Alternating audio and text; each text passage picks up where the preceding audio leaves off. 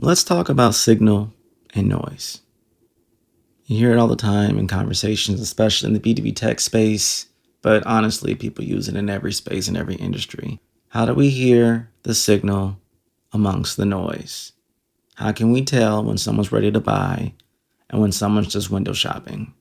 How do we know when we're on the right track with everything positioning and switching with AI integration, ML, everything moving super fast? Where do we go to find the clients? Where do we go to close the deals? How do we know we're talking to the right people in the right spaces? Well, there was a time where we would simply align that to company signals. Ooh, are they hiring a lot? Are they doing a lot of press releases? Are they launching a lot of new products? Are they expanding their tech stack? What media announcements have they made? What content shifts have they done? Look at their paid meta advertising library, what they're pushing. And we would surmise from that indicators, signals that, oh, now is the right time for our sales teams to reach out. And obviously, it's a numbers game. They would do 1,000, 5,000, 10,000, 25,000 emails amongst various people, various systems, however you go about your outbound cold outreach process, in the hopes that that would lead to X amount of conversations, X amount of deals. And you just run the gauntlet and rinse and repeat. Well, that's changing. Everything is changing. HubSpot helped Tumblr solve a really big problem. They needed to move fast to produce trending content, but their marketing team was stuck waiting on engineers to code every single email campaign. Oh my gosh. Now, they use HubSpot's customer platform to email in real time trending content to millions of users in just seconds. And the impact? 3 times more engagement and double the content creation. Whew. Want to move faster like Tumblr? Visit HubSpot.com to learn more today. I mean, just for the record, ZoomInfo's market cap dropped 50% between 2022 and 2024 alone, from going from 7.5 billion to about 3.5 billion. And it's still declining. You know, you find emails, you cold outreach, you hope for the best, you get conversations, you keep going. And then the churn of the people who don't respond or say, how did you get my email? People just would ignore it. But people care now. We have a higher ethical code, if you will, post-COVID, where it's not just about acquiring lists and just driving output. It's intentional. It's connected. I need to be warmed up to the idea of you reaching out to me before you reach out to me. That sounds crazy or maybe counterintuitive, but that's the demand of what people are looking for right now. So where do we go from here? How do we align the proper signals in the proper way to the proper people to get the ideal result that we want? Of course, if everyone can give you that on a silver platter, we all be millionaires. We all be making astronomical amount of money in our new businesses and our new outputs and our new products. If you're a new startup, new venture firm, whether you're an e-com, B2B tech, it doesn't matter. You figure that out. You're going to make your money. But it's not just about making money, is it? You can make your money this month and be drowning in nothing the rest of the year. We really need to be thinking about this strategically from a chess perspective, not a checkers perspective. Can we make these steps to build on these things to make sure we grow? So where do we go? How do we move into that direction in a proper ethical way with the demand everything's moving forward in? Well, I don't know, but let's explore it together. What's up, digital world? You're listening to the I Digress audio experience with Troy Sandidge. Social media, marketing, storytelling, business, culture, and more. Coming to you in 3, 2, 1. Right now, we are seeing a lot of businesses who have been titans, air quotes, if you will, in whatever retrospective industry you want to think about. These executives, executive leaders are leaving with money on the table because they're seeing the times have changed. That AI, which is at this point so many layers deep than what I'm going to talk about at this moment, has become so nuanced and so highly praised and integrated that people are literally leaving because what they built the organization on to success is not going to carry them into the next phase.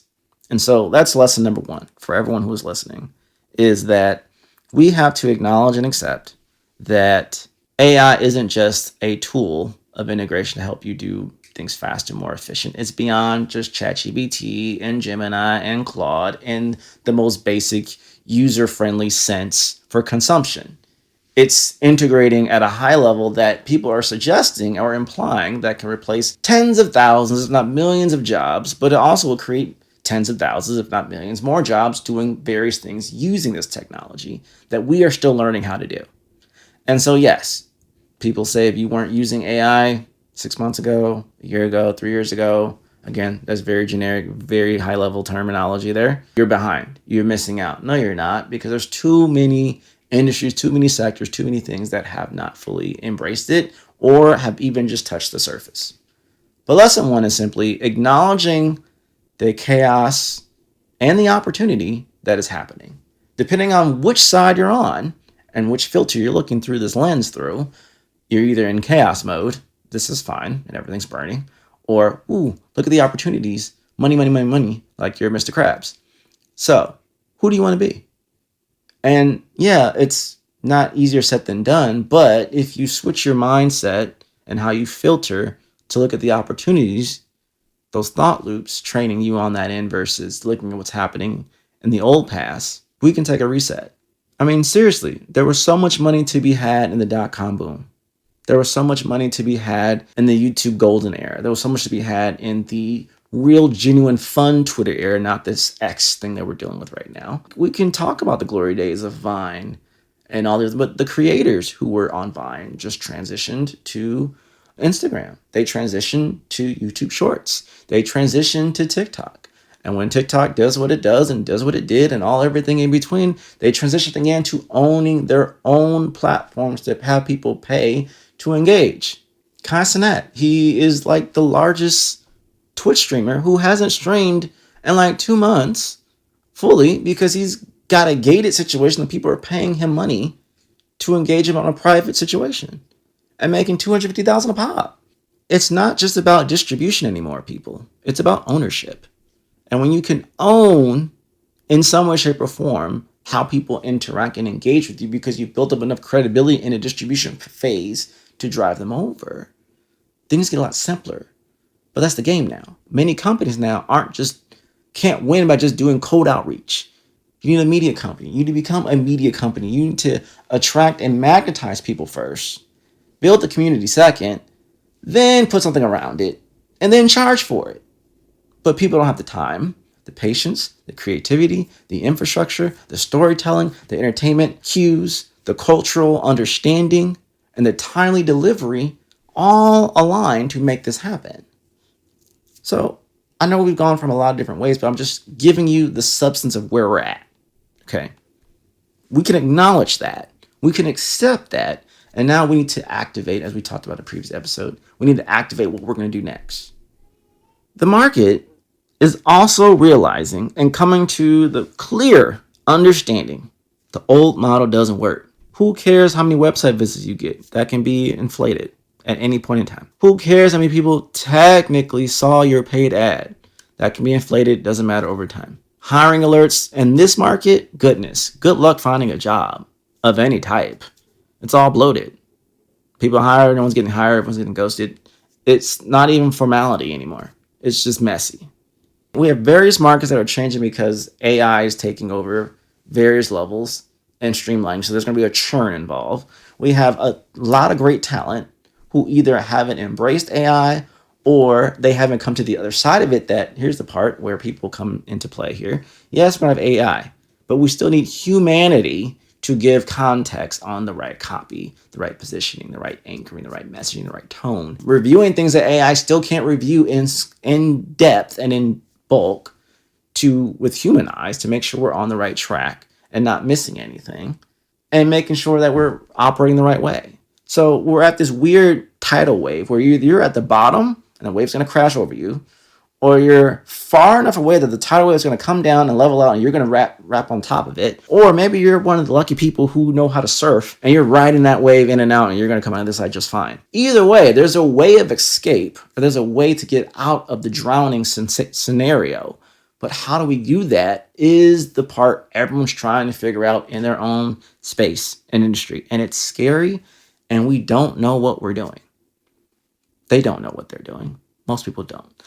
Either they're talking about it in ways to give some type of credibility and cadence to calm the seas so people can trust them enough till they figure it out, which is, I can understand that strategy.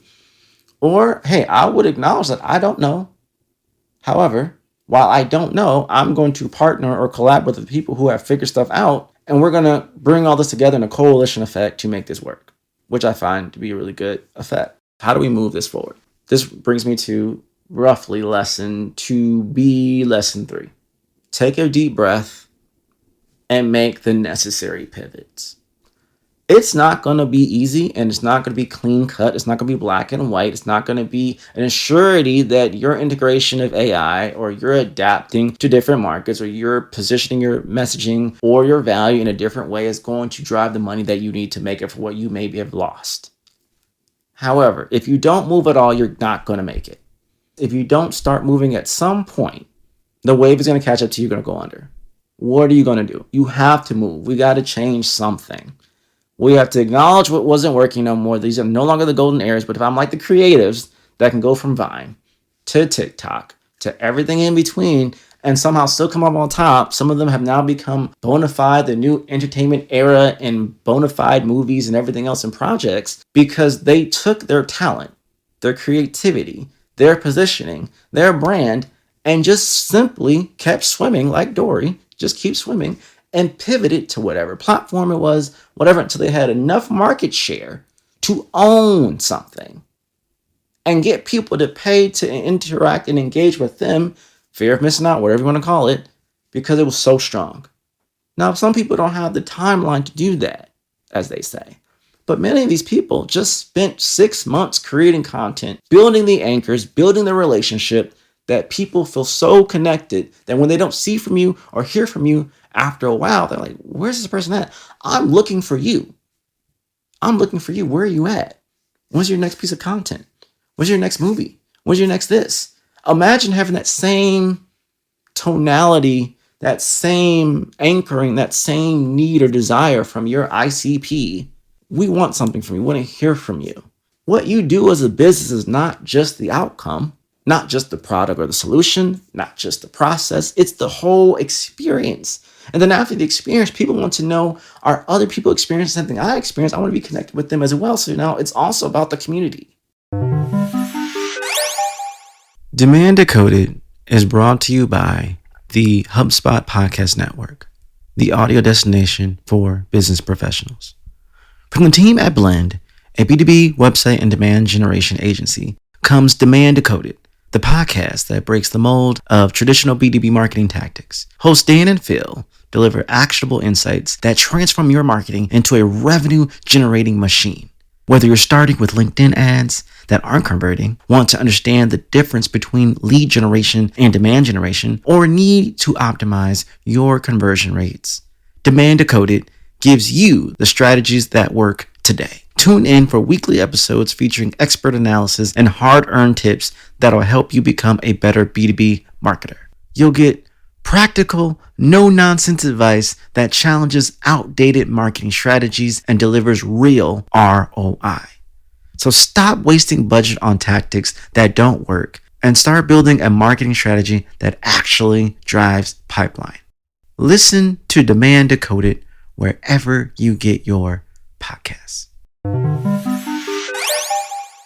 All of this to say, and this is the high-level, basic, more so generic talking points than actual substance tactical points. That could be another episode if you want to enjoy, or tag me and let me know. We can explore it more, of just giving you some food for thought. Y'all remember Soup for the Soul? Yeah, just some thoughts to consider.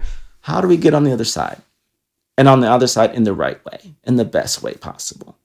I can acknowledge everything is changing. I can acknowledge everything is shifting. I can acknowledge that change is hard and that things are getting more difficult and that the ways that we were doing business are no longer those ways. But there's never not a way in the universe that it doesn't involve human connection. Now, how we do the human connection at scale may change, but it's still required. Ask more people, get out of your own industry. And, one thing I was thinking about, and I was talking with a colleague of mine that we're trying to build a mastermind around if you had to get whatever amount of money you want to make within, let's say, the same 6 months within the next month, like you have to save the world type of energy, what would you do? You wouldn't be creating content right away. You wouldn't be doing all the things that people say you need to do. You know what you'd be doing? You'd be having conversations with various people. Hey, here's my offer. I'm looking to do this at this rate. Who do you know that you think would want to pay to do this? Who can you connect me with? They'd tell you, hey, that means that might be too high, but I can connect you with this person if you do it at this price. Or, hey, I don't think they have the need over there, but can you do this over there? Then we'll do this, that, and blah, blah, blah, blah, blah. That makes more sense. That's what gets people going. And I think when you're coming out of corporate, or you're in corporate, or if you're an agency, or you've done everything for a long time as a solopreneur, or whatever, we get into these habits. This is the only way we're going to make money. This is the only way we're going to survive. This is the only way we're going to succeed. And it's not. It's not. And AI can solve a lot of problems. AI can do a lot of things to help you streamline when you're a solo person or you need more staff and you need more systems in place. Yes, but it doesn't excuse the human connection. Even if you itemize the mess out of the system to work fully automatically, it's the language, the messaging, the tone, the delivery, all still needs to feel human. Because if it isn't, it's going to fail. You're not going to get any open rates. You're not going to get any book calls. You're not going to have any conversations. It's going to feel different. We have that sense as humans. Feels robotic. Nah. Doesn't connect. Nah. I don't shame people for using ChatGPT, Gemini, Claude, whatever tools you want to use to write your content. For goodness sake, if you built the model based on how you think and it works and get conversations, what's the problem? That's like saying, hey, I want a brownie. Okay, if I bought you the brownie and it tastes really good, or I made it from scratch and it tastes really good, if it tastes really good, it tastes homemade, even if I made it or not, does it matter? The outcome is the brownie was amazing and it tastes great. I'm not going to penalize for someone because they didn't slave 3 hours over the stove to build it from scratch. Please, you wanted a brownie that tasted homemade? I got you one. Boom, here you go. Call it a day. Let's not get lost in that technicality because that just limits your belief and limits your output. What you should be able to do is make sure that it feels human. At the end of the day, it needs to feel human. It needs to feel connected and led by a human. Fully. That's the secret of all of this, honestly, which brings me to lesson 4. No matter what happens in this market, the changes, the shifts, it's still going to be a human game. Now, it may be less people in certain markets. Some jobs may become obsolete, but new jobs will emerge. Some industries may tank out, and then they'll come right back with new directive. But it still is a human game.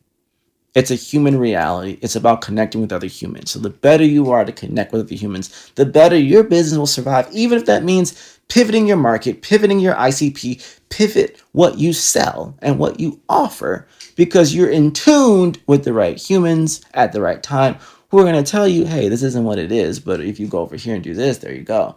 But if you're not listening and you're always reacting to the noise of what isn't happening in your current space, in your current projections or forecasting that you made last December, that is already automatically irrelevant now coming into end of Q1 basically, well then you need to make the pivot and the shift. So honestly, I don't know where I want to go with this. And you may be like, yo, this left me with more questions than answers. And sometimes it's like that. Not every episode needs to give you a definitive, clear, black and white, here's what you need to do. Sometimes they just need to shake your mind a little bit, shaken, not stirred, and make you question and realize I need to do more thinking and assessing of where I am with my business, how I look at AI, how I'm reacting to the news, how I'm reacting to the market, and is this market still viable for me? Is it too volatile? Or do I need to make a pivot and shift? And what does that look like? And when can I make that shift by? That's the part that scares people, the unknown, the uncertainty. But those who can navigate and surf on the wave of the uncertainty and the unknown are the ones who are going to make it on the other side of it much better for it than before, because you don't realize until you dig deep 50,000 feet up in the air how much you've constrained the possibility and the opportunities of yourself by the market. I'm guilty of this. I used to think, because I've ran agencies for so many times, it requires I need to do a deck for 90 minutes and change their logos and here's about me and all this assessment, all this stuff. Most people don't care. They don't. I've been trained to do that. Doesn't mean that's practical. Oh, that's what we did. We don't have to do that anymore. That isn't the only way to just show, hey, I'm going to offer 6 seats at $10,000 a seat to give you fractional strategic marketing advice for companies who, either don't have a CMO or they have a CMO, but they need someone to actually think higher level, assess everything and give them insights. Hey, by the end of 6 months, this is going to align with things with you. And hey, this was worth the investment. We're actually making X amount more money and we're feeling more confident about our forecasting, how we're moving in the right direction. Awesome. Bet. Done. Off a 1-pager and a 30-minute conversation with the pricing up front on the first slide. Do you want to make that investment? Here's what we're projecting. I can't guarantee you're going to make this money, but I can say what you're doing right now isn't working. You've already told me that in that questionnaire. So how can we move this forward now? Right? Now imagine you can do that and use AI to train AI to modify the messaging and the tone for various industries to really lean on those pain points, but in a human way at a certain output. Then great, good for you. That's how you make it work. And then, yes, it's still a numbers game, but a numbers game in a way that's more classy, pinky up, than just all over the place. It's intentional. I know what target I'm trying to hit. I'm not just throwing anything and hoping something sticks. I know specifically what I need to do to make what I need to do, period. So I leave you with that. Everything's changing. AI is taking over. I get that. But it's not the end of the world. It may be the end of the certain world that you know of in a certain vantage point through a certain lens. But how do we pivot and shift in the right way?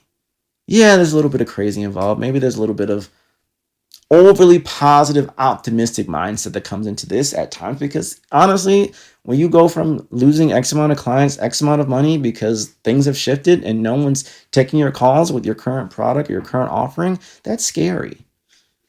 But sometimes you need someone else to come in and calm the waters, calm you down, and figure out, okay, this is the new wave. How are we going to navigate this wave and get to the other side of it? And as simply put, that's what you need to do.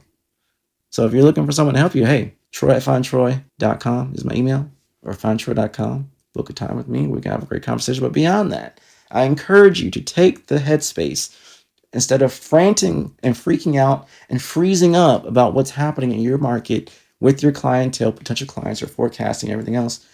What can we change? Where can we pivot? Where can we go?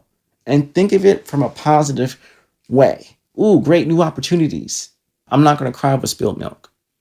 I'm going to be like, cool, I can go get me a new carton. It's going to be better. It's going to be fresher. Let's start over. Right? So I encourage you, make the changes, make the moves, take the 50,000 feet up view for once. Get out of the noise, get out of the smoke and mirrors, and just see what it is for what it is and go beyond that. What can we do? What can we learn? Where can we grow? What can we do? Where can we go? Where can we grow? Sounds good? See you next time. And that's a wrap. We hope you enjoyed this episode of I Digress. What was your takeaway? Care to share your thoughts and tag Troy on social media? You can find him on all platforms at Find Troy. Don't forget to like, subscribe, and leave a review or comment for this episode from wherever you're listening. Looking for a marketing strategist to build the structure, strategies, and systems you need to get the success you want and the ROI you desire in your business? Book a discovery call to talk with Troy at findtroy.com. And as Troy's philosophy goes, imagination is the engine, content is the fuel, social media is the highway, marketing is the roadmap, sales is the destination, culture is the GPS. Thanks for listening.